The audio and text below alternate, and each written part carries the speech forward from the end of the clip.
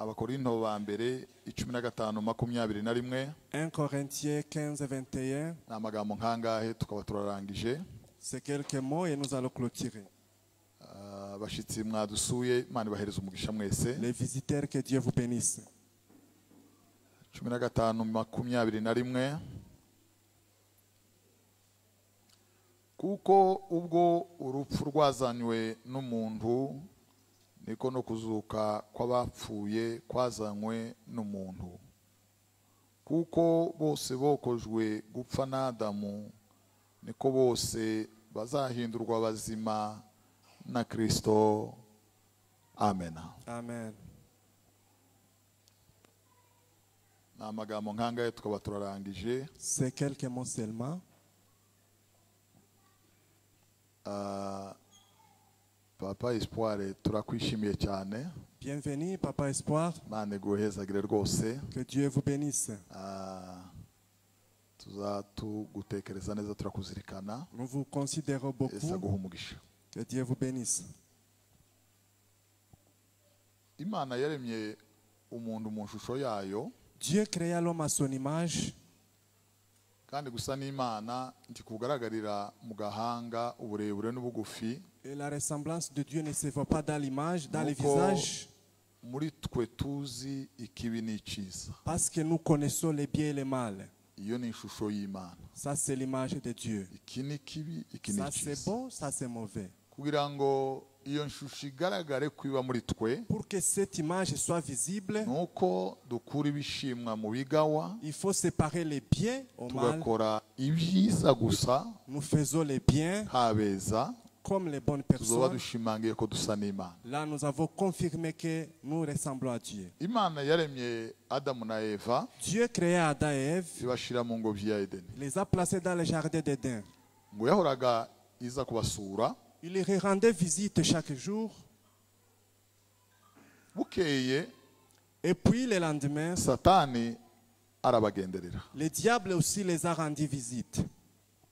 Agerageza Eva, Il a tenté Ève, araneshwa. elle a été vaincue. Akora icyaha, Elle a péché. byarangiriraho, Il n'a pas arrêté par là.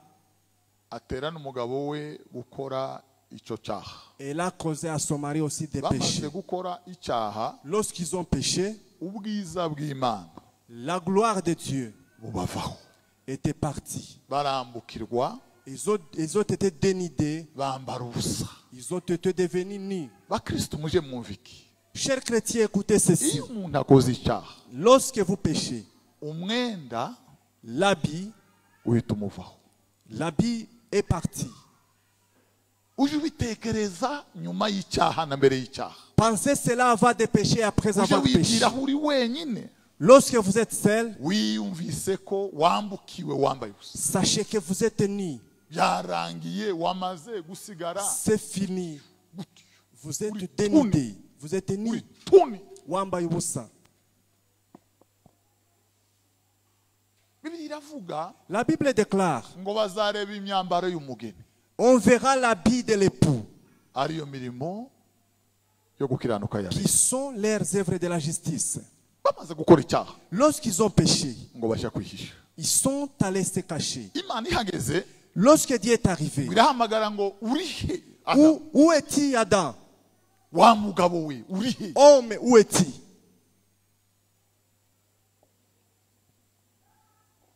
Tugatekereze ngo nukora icyaha, nuba mu buzima bw'icyaha, Si vous péchez, ngo uzoguma muri wa mwanya, muri cya kibanza. ne pensez pas que vous serez dans la même place. Tugatekereze ngo uzoguma ururya. Ne pensez pas que vous serez la même personne. Tugatekereze ngo uzoguma uryohera abantu kwakunze. Vous ne serez pas goûtable pour les hommes. Tugatekereze ngo uzoguma ube mwiza mu mitima yawe. Vous ne serez pas bon dans nos cœurs. Hari ikibanza uzoba wavuyemo, Il y a une place que tu vas perdre. hari ikirere uzoba watakaje. Il y a un lieu que tu vas perdre.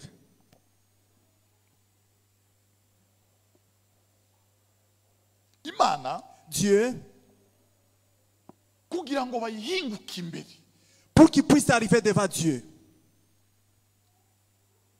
ngo ibaga inyamaswa il a égorgé un animal ibambika uruhu. Et il les a vêtis la peau de cet animal. bamaze kwambara uruhu Lorsqu'ils se sont vêtis la peau, ngo babona kuza bagera imbere yayo, c'est lorsqu'ils sont venus devant Dieu. bahisha isoni z'ubwambure Ils ont caché leur nudité ngo bagere imbere y'Imana. pour arriver devant Imana Dieu. ibwira wa mugore Dieu parla à cette femme. ngo ubusharire bwo kubyara L'amertume d'enfanter, ngo uzumva ubumuwaba, les douleurs d'enfantement, tu vas uzumva écouter. umubabaro. Tu écouteras cette douleur. nawe wanzuka we Toi aussi, serpent, mu rubyaro rw'uyu mugore dans la descendance de cette femme, hazakomoka imbuto viendra une semence izaguhonda umutwe. et qui va écraser ta tête. Era none Dès aujourd'hui, uri ikivume kuruta ibindi tu es byose. maudit plus que tous les animaux. uzatungwa n'umusenyi w'ubutaka, Tu vivras de la poussière terrestre. uzagendesha inda iteka ryose, uzokurura inda. Tu vas marcher avec votre ventre. nawe wa mugabo we Homme, gututubikana ko mu gahanga kawe, votre sueur du front, ibyuya byo mu gahanga votre sueur de votre nibyo front, bizotuma urya. c'est ce qui va faire à ce que tu kandi manges. guhera none Et dès aujourd'hui, ubutaka votre cul, bumeze amahwa, tu vas avoir ibifatangwe, les écailles, les épines, amabuye amara, ibikunduka, les ibihanamara. pierres et les rocs.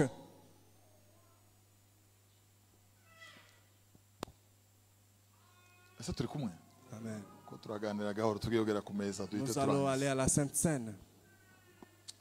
ngo barangize Et puis, ngo Imana urumva mwari ngo ibirukane muri Edeni. Dieu les a chassés du jardin d'Éden. Imana ibwira Adamu na Eva ngo ubu nkivuga gutya Désormais, musoke, sortez de ce jardin. ngo basohoka muri Edeni. Ils sont sortis de ce jardin d'Éden. mujye mutekereza Pensez impamvu igukura mu bwiza bw'Imana. la raison pour laquelle vous n'êtes plus dans la gloire de mujye Dieu. mutekereza impamvu Examinez les raisons. Eva Adam et Ève, ngo barasohoka, ils sont sortis. bahambira utwabo, Ils ont arrangé leurs pieds. barahaguruka, Ils ont pris le voyage. ngo bagenda berekera, Ils sont allés ngo où? bagenda berekera iy'urupfu, Ils sont allés vers la mort. bagenda berekera iy'imibabaro, Ils sont allés dans les souffrances. agahinda n'intimba byari byuzuye imitima, Les chagrins et les douleurs remplissaient ngo leur cœur. bagenda batazi iyo berekera. Ils ne savaient pas où ils allaient. ijambo riravuga La Bible dit, kinyamahoro ngo bahindukira kureba Edeni, ils aho ont babaga, tourné les regards ngo vers Éden. ntibashobora gusubira kuyirangiza, Ils ne l'ont pas revu. ngo kuko Imana Parce que ngo Dieu yari yazanye abakerubi avait amené les ngo bafite chérubins inkota zaka umuriro, qui avaient les épées. ngo basobanya za nkota mu mahembe Ils ont séparé les épées. ngo basobanya za nkota mu mahembe ya Ils ont Edeni, renversé les épées kugira ngo hatazagira umuntu pour que personne cyangwa ijisho ry'igisiga ou l'œil d'un ngo oiseau rizongera kurunguruka Edeni qui voit Éden. kugeza Yesu agarutse, Jusqu'au retour de Jésus, ntibongera kuyireba. personne ne les verra. ngo bagerageza kurangiza, Ils ont essayé de les voir, ngo baraheba. ça n'a pas tenu. Bavandi, Chers amis, ujye utekereza, examinez. hari igihe usigara urangiza ibihe wabagamo, Des fois, vous voyez les moments que vous avez vécu ukabona ni amateka et byarara, vous voyez que c'est l'histoire. kibuka imbaraga wagiraga, Vous vous souvenez la force que vous aviez. ukabona rwarara. Vous voyez que c'est fini complètement. Bye, bye, bye, bye, bye, bye, Au bye. revoir, au revoir. Adamu na Eva ngo baragenda, Adam et Ève sont partis. ngo bageze imbere, En arrivant quelque ngo part, batangira kwevaliwa, ils ont commencé à faire yari l'évaluation. yababwiye C'est que l'ange ngo avait dit baragira ubwiza burenze, que vous aurez la gloire ngo banazamuke bagera aho Imana iri. et ils seront comme Dieu. ngo batangiye kwiyevaliwa, Lorsqu'ils se sont ngo évalués, basanga badala ya utukufu ule après cette gloire, wamekuwa na hasira ya Mungu, ils ont eu aussi la colère de wamepata Dieu. hasira ya Mungu, Ils ont eu la colère de badala Dieu. ya utukufu ule. Après cette gloire, Bwana sifiwe. alléluia, Ndugu, ulinganishe comparez. ni faida gani utaipata katika Quelle est zao l'importance que tu na auras uzima wa milele? dans les péchés? Ni faida gani? Quel est le gain? Ni faida gani? Quel est le gain? Duweze si cyubahiro ba? Levez la gloire de Dieu. Bwana sifiwe. Amen. Haleluya! Alléluia. Adamu na Eva Adam et Ève, baroroma kwisi, ils sont partis. nta cyerekezo barara, sans orientation. babyara abahungu babyara abakobwa, isi Ils ont mis au monde des garçons et des birakwira, filles. nta cyerekezo. Le monde était rempli. turangirize muri aka ngaka. Nous allons finir par ci. Safari ya taabu kubwa sana. Le voyage de Gradoulé. Imana yakoze urugendo rukomeye cyane, Il a fait les moments difficiles ijya gushaka umwana w'umuntu iyo yagiye. pour venir chercher le fils de Imana ijya l'homme. gushaka umwana w'umuntu iyo yagiye. Il est venu chercher l'homme. Yamushakiye muri Edeni kuko Il n'a atariho pas yagiye. cherché en aider parce qu'il n'était pas là. Yamushakiye he? Où est-ce qu'il a trouvé? Imushakira mu myonga n'amatabu. Dans les vallées, dans les collines. Hari wavuze Quelqu'un a dit, ngo yasanze nigaragura mu isayo il m'a y'ibyaha. trouvé dans la saleté. Bwana asifiwe. Alléluia. Bibiliya ivuga La Bible déclare, ngo yari indogobe, il était une âne ngo y'inyamaboko, puissante ngo yari yarahetamishijwe umugongo, qui s'est courbée ngo no kwikorera imitwaro. parce qu'il avait les fardeaux. Ngo araza, Il est venu. Bibiliya ivuga La Bible dit, ngo ntimwagiraga Imana ruva. vous n'aviez pas Dieu créateur. Mwari kure Vous y'amasezerano. étiez loin des promesses. Ah, mangutere haleluya wiyo.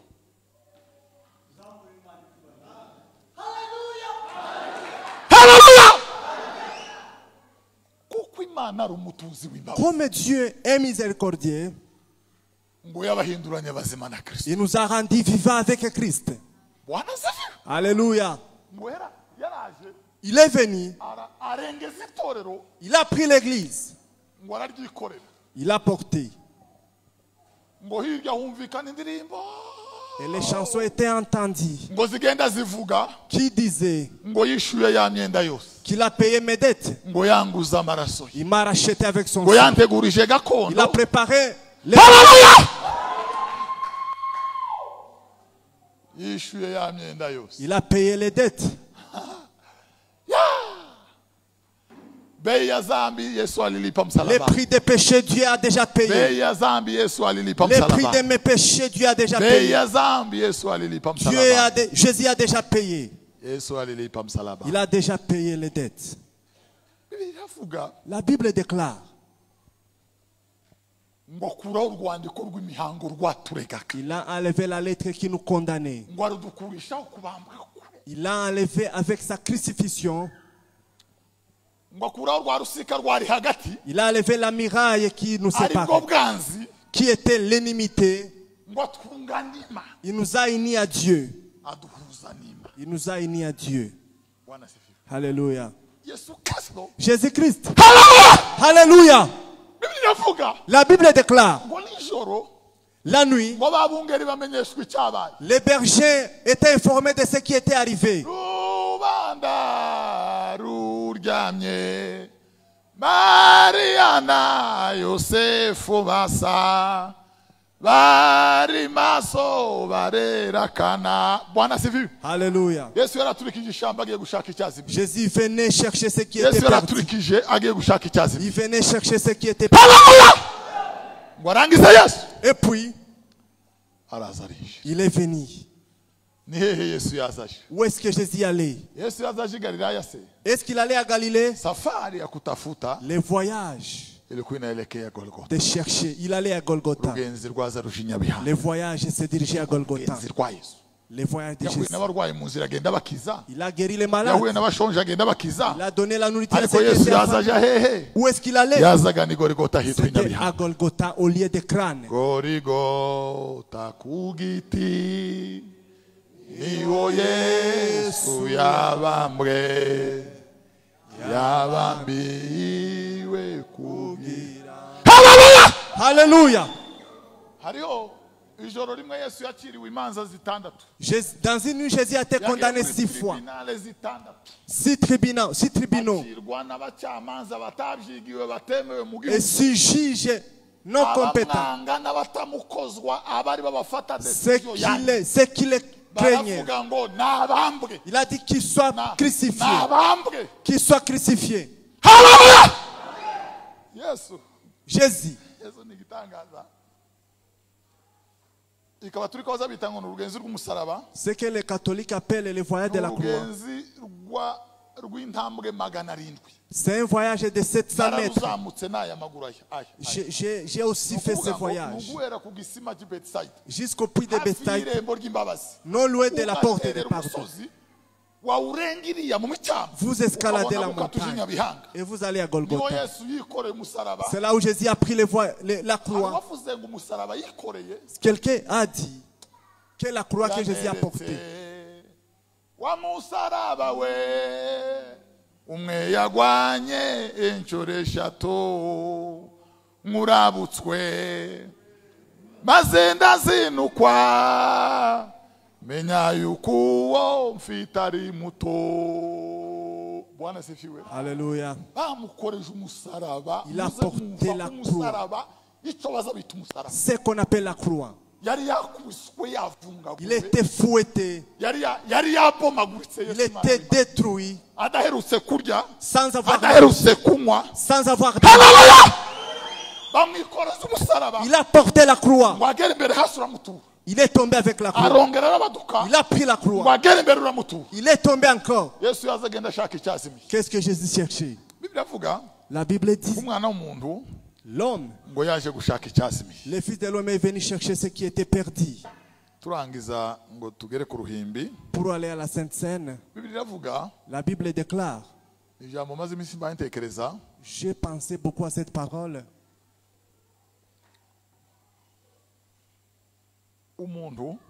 L'homme a perdu une pièce d'argent. Lorsqu'il en a perdu,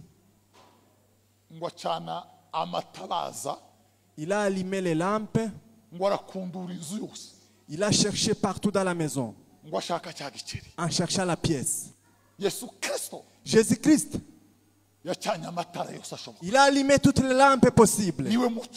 C'est lui la lumière. C'est lui le soleil de la justice. C'est lui l'étoile de l'eau. C'est lui la lampe. Il a éclairé dans le monde. Il a tout détruit. Il a tout détruit. Il a trouvé la pièce. Il a trouvé la pièce perdue. Et au ciel, il y a eu la gloire. Il a trouvé la pièce perdue. Il a trouvé la pièce qui était perdue.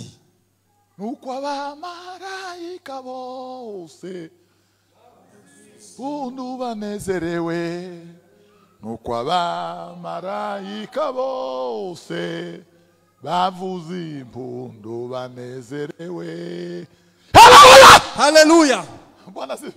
Amen. Qu'est-ce que je vois? Est-ce que vous ne savez pas que je suis passé par les voyages de Jésus? Il a pris les fardeaux. Où est-ce que Jésus allait? Il allait à sur la croix. Il a dit, Père, les offrandes et les sacrificateurs, tu as préparé mon corps et j'ai dit Alléluia. Amen. Les oiseaux et les chèvres, les vaches et les génisses, il a préparé ma chair. Et j'ai dit, je viens dans un rouleau de livres pour accomplir ce que les lois n'ont pas pu. Je vais l'accomplir avec la chair. La Bible dit, il n'est pas entré dans une tente bâtie par les hommes. Il est entré dans une tente qui venait du ciel. Et il s'est assis à la droite du Père. La Bible dit, petits enfants, ne péchez pas. Et si vous péchez, sachez que nous avons les souverains sacrificateurs. Il est assis à la droite du Père.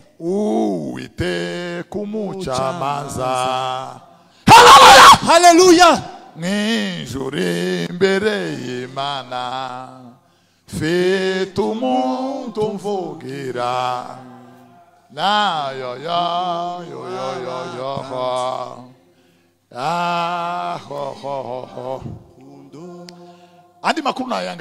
Autre nouvelle.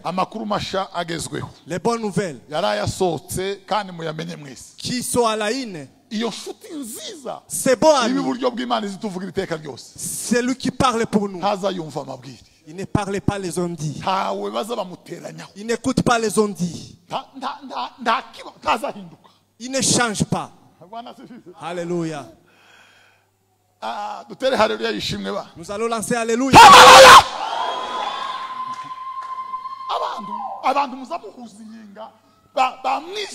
Lorsqu'il écoute les ondits. Mais cet ami, il est à la droite du Père. Alivyokuwa zamani ndivyo alivyo leo, ndivyo atakavyokuwa milele na milele.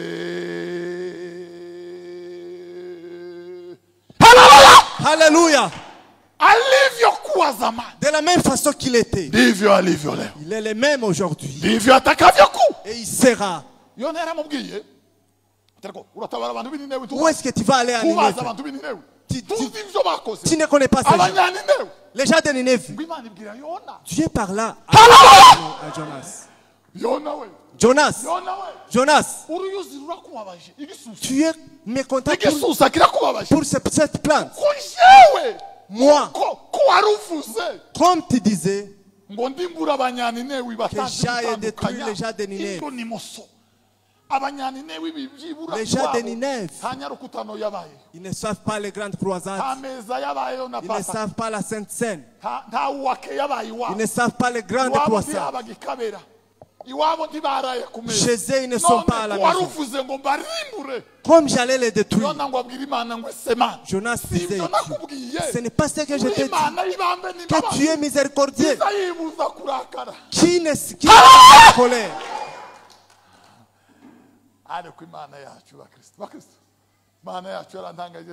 Dieu m'a étonné. Dieu nous met en garde.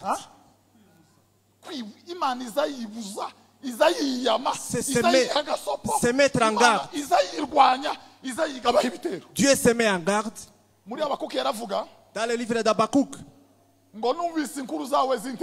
j'ai entendu tes nouvelles qui m'ont effrayé. Entre les nouvelles années, dans la grande colère, Alléluia, dans la colère de Dieu, il y a un signe qui dit, Dieu, souviens-toi, tu es miséricordieux. Tu es miséricordieux. Souviens-toi de la grâce. Souviens-toi de la grâce. C'est pourquoi la Bible dit, il ne nous a pas donné ce qui nous était prévu pour nous. Si je les poursuis,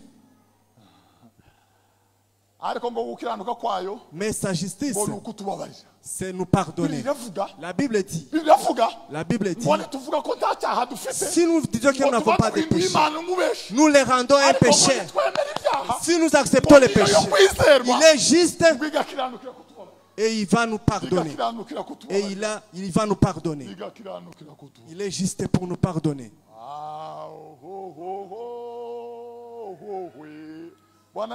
Alléluia. J'étais quelque part, un vieillard de plusieurs années. Un vieillard de plusieurs années. Il m'a dit qu'on puisse se parler. Je suis venu. Il m'a dit, je suis l'évangile, mais je me souviens une petite chose qui m'a compliqué dans mon cœur. Que Dieu me pardonne. Il a dit qu'il est miséricordieux.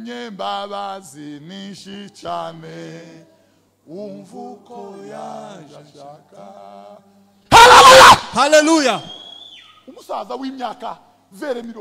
Un vieillard de plus de 80 ans. Dans mon cœur, je sens quelque chose de ma jeunesse. Il est miséricordieux. Il est miséricordieux. Il a tout accompli.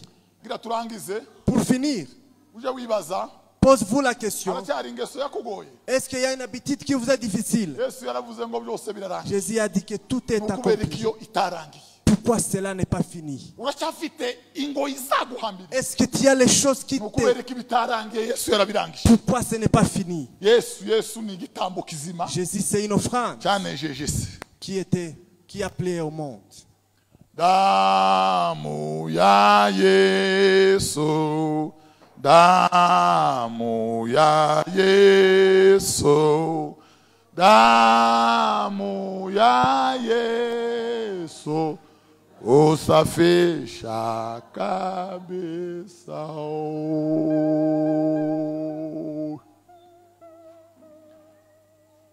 Damu ya Yesu, damu ya Yesu. Aha. Bwana sifiwe. Hallelujah. Yesu ngo araza.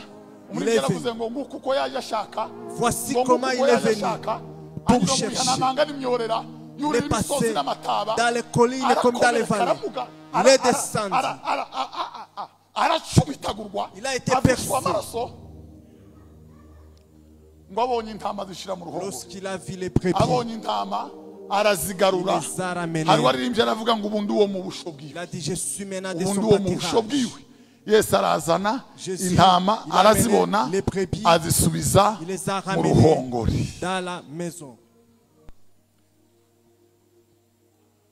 Umwungeri mwiza wino vuba arahamagara yoyo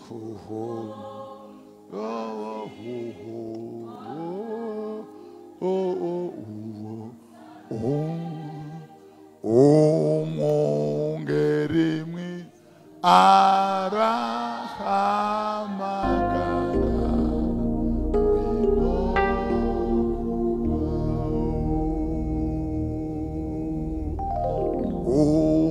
umwungeri mwiza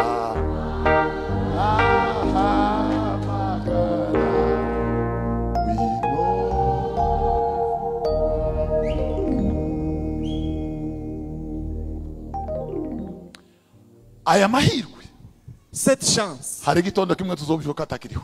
Il y a un matin où ça ne sera plus. Aya mahirwe. Cette chance. Hari umugoroba umwe buzira atakiriho. Une soirée il n'y en aura plus. Iyi chance. Cette chance. Hari amanywa. Un matin. Wowe uzoyabura abandi bakiyafite. Tu n'en auras pas pendant que les autres en auront. Macao. Tu seras à Macao. Tuzoba tukujanye chemin du ciel. Tu seras au chemin du ciel. Aya mahirwe azoba yatanga. Il n'y aura plus la chance. Umwungeri mwiza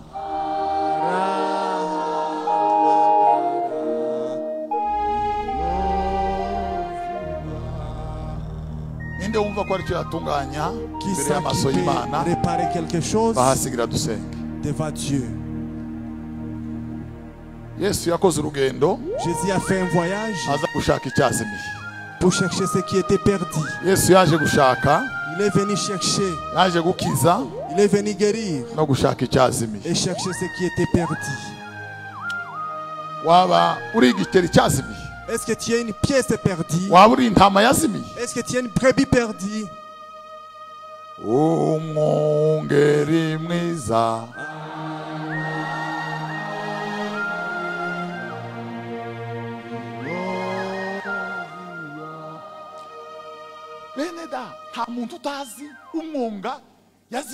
personne ne sait la vallée où il est perdu.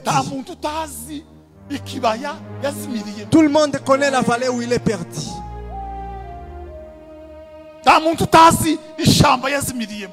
Chacun sait la forêt où il est perdu.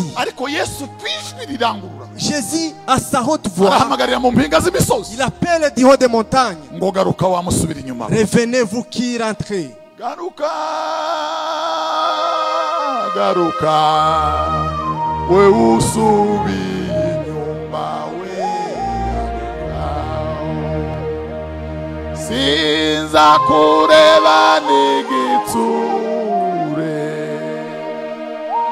umunyembabazi zarakarite